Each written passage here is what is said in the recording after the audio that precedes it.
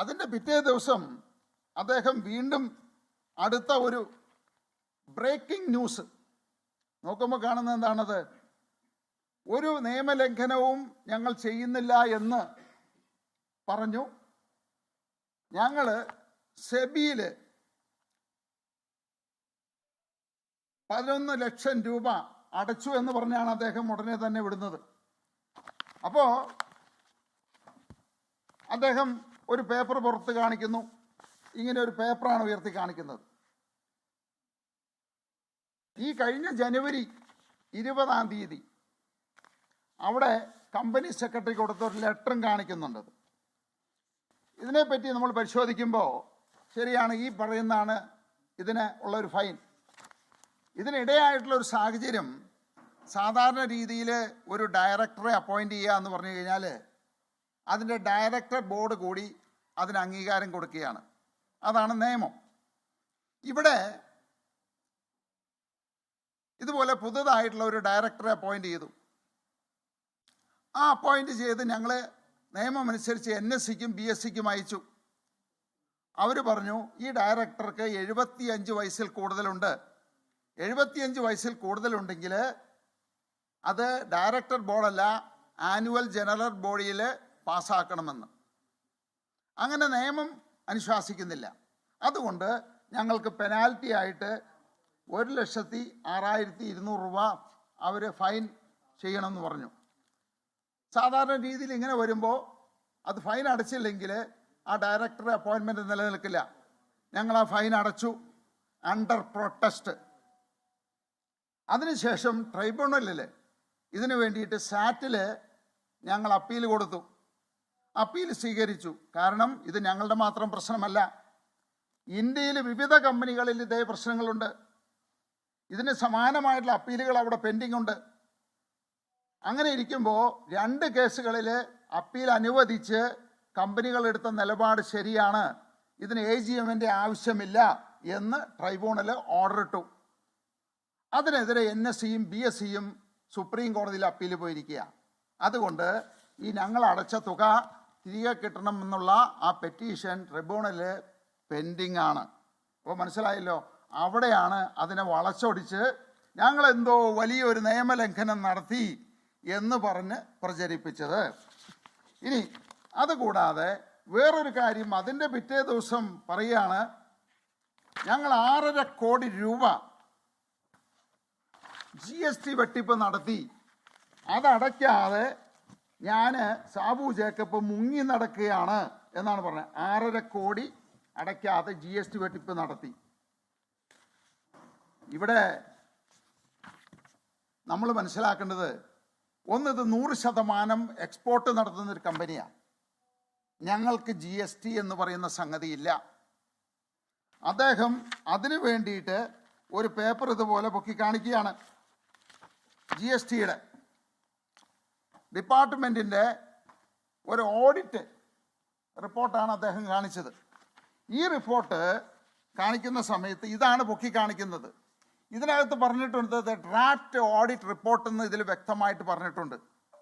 ഈ draft audit report പൊക്കി കാണിച്ചിട്ട് പറയുകയാണ്, ഇത് 6.5 കോടി രൂപ അടയ്ക്കാൻ പറഞ്ഞു, അത് കൊടുക്കാതെ മുങ്ങി നടക്കുകയാണ്. ഈ 6.5 കോടി ഡ്രാഫ്റ്റ് റിപ്പോർട്ടാണത്. സാധാരണ രീതിയിൽ ഞാൻ പറഞ്ഞു എക്സ്പോർട്ടിന് GST വരുന്നില്ല, ഞങ്ങൾ GST ബില്ല് വേണ്ട. അതേ സമയത്ത് ഞങ്ങൾ മേടിക്കുന്ന റോ മെറ്റീരിയലിന് ഞങ്ങൾ GST കൊടുക്കുന്നുണ്ട്. അത് എക്സ്പോർട്ടിംഗ് കമ്പനി ആയതുകൊണ്ട് ആ GST ഞങ്ങൾക്ക് തിരിച്ചു കിട്ടേണ്ടതാണ്. ക്രെഡിറ്റ് തിരിച്ചു കിട്ടണം. ഞങ്ങൾ അങ്ങോട്ട് കൊടുക്കുകയല്ല വേണ്ടത്, തിരിച്ചു കിട്ടുകയാണ് വേണ്ടത്. അങ്ങനെ 2018 മുതൽ 22 വരെയുള്ള 5 വർഷത്തെ ഓഡിറ്റ് ഒന്നിച്ച് അവരെടുത്തു. അവരുടെ ഒബ്സർവേഷനാണ് ഈ പറയുന്ന ഡ്രാഫ്റ്റ് റിപ്പോർട്ടിൽ വന്നത്.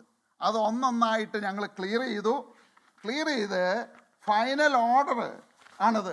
ഈ ഫൈനൽ ഓർഡറിൽ കൃത്യമായിട്ട് പറഞ്ഞിട്ടുണ്ട്, ബാലൻസ് ടാക്സ് ഡ്യൂ ഇൻ നിൽ, the balance interest due is നിൽ എന്ന് പറഞ്ഞു കഴിഞ്ഞാൽ ഒരു പൈസയും അടയ്ക്കുകയല്ല. ഇനി വേറൊന്ന്, GST ഇന്ന് GST ഡിപ്പാർട്ട്മെൻറ്റ് ഞങ്ങൾക്ക് ക്രെഡിറ്റ് ആയിട്ട് 42 കോടി രൂപ ഇന്നോടാണ് തരേണ്ടത്, ഞങ്ങൾ അങ്ങോട്ടല്ല കൊടുക്കേണ്ടത്. 42 കോടി രൂപ ക്രെഡിറ്റ് ആയിട്ട് ഞങ്ങൾക്ക് തരേണ്ടതാണത്. ആ സ്ഥലത്താണ് അതിനെ വളച്ചൊടിച്ച് ഇങ്ങനെയൊരു തെറ്റായിട്ടുള്ള വിവരം നൽകിയത്. അപ്പോൾ ഇത് മനഃപൂർവ്വം ഒരു മാനഹാനി ഉണ്ടാക്കാൻ വേണ്ടിയിട്ട് കിറ്റക്സ് പ്രസ്ഥാനങ്ങൾ, സാബു ജേക്കബ് നിയമവിരുദ്ധമായിട്ടുള്ള പ്രവർത്തനങ്ങൾ ചെയ്യുന്നുണ്ട് എന്ന് കാട്ടിത്തീർക്കാൻ വേണ്ടിയിട്ട് മനഃപൂർവ്വമായിട്ട് ചെയ്തതാണ്. അപ്പോൾ അവസാനം ഇവരെല്ലാവരും പറയാണ് ഈ GST വയലേഷനും ഫെമ വയലേഷനും ഈ പറയുന്ന EDയുടെ നോട്ടീസും ഒക്കെ ഉള്ളത് കൊണ്ടാണ് 2020 NDA ചേരാൻ തീരുമാനിച്ചത് എന്ന്. അപ്പോൾ ഇത്രയും നുണയായിട്ടുള്ള കാര്യങ്ങൾ മനഃപൂർവ്വം അറിഞ്ഞുകൊണ്ട് ഒരു സ്ഥാപനത്തെ, 10,000-ലധികം ആളുകൾക്ക് തൊഴിൽ കൊടുക്കുന്ന ഒരു സ്ഥാപനത്തെ,